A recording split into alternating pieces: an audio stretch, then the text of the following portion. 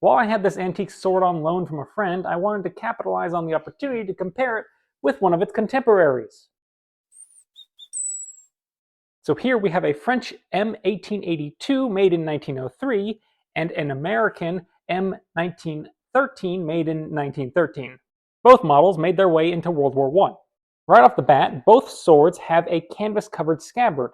In the 1913's case, this is integrated with the scabbard, and in the 1882, this can actually be removed. The M1913 was issued to US cavalrymen. The M1882 was intended for French infantry officers. The fittings of the M1913 are for it to be hung from a saddle, and the M1882 is meant to be worn from a belt. The 1913 scabbard has this nice wide funneling throat, which, if you're thinking about it being mounted from your horse, the extra room for margin of error certainly helps with getting it back in. Both are thrusting swords, but handle very differently. This 82 has an 85 centimeter blade. The 13 has a 90.5 centimeter blade. In freedom units, that's about a 2-inch difference.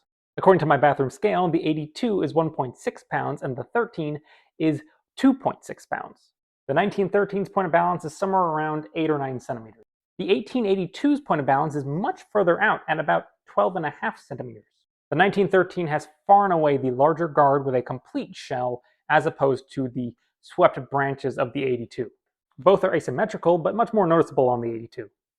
Both have fullered blades, but while the 1913 is perfectly symmetrical, the 82's is asymmetrical and offset, on one side running along the lead edge and on the other side running along the back edge, with said fuller running almost all the way to the tip. The 1913 runs pretty close to the tip, but leaves you with a fair bit of unfullered blade. The handle of this 1913 would have originally had a rubber finish, but that has since rubbed away, leaving us with just the checkered metal underneath. Even with that in mind, it's still a very utilitarian guard without a lot of creature comforts or aesthetic treatments. But it does have this distinct thumb indent here, which gives you a really good grip. So while it might not be pretty, it definitely gets the job done. The 82 has a wire-wrapped horn grip, which is certainly the classier of the two. And don't let that fool you, because it's still a very effective grip. The wire wrapping gives you a nice bit of friction, while that swell fits very nicely into your hand as you go to grip it. The only thing that might be an issue is the very smooth backstrap, but there is a bit more ribbing up top that I find my thumb settles into rather nicely, and that isn't going to give me the same amount of contact as the 1913, but it still gives you something to work with. As for handling, the M1882 feels wonderfully nimble despite its point of balance being so far out.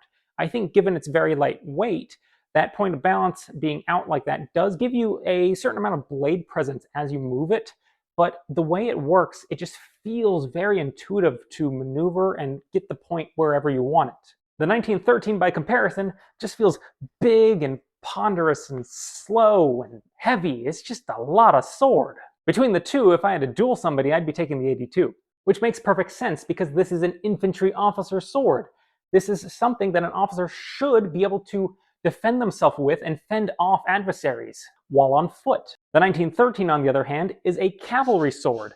If all you're trying to do is lance somebody with a single decisive thrust from horseback, then you don't need something that can whip around and parry and everything like that. In fact, Patton's system forbade parrying. There aren't parries, they're just thrusts in opposition. And that's all this sword is for, giving you a good, strong defense with a solid blade that isn't going to be easily offset, and just giving that point in opposition.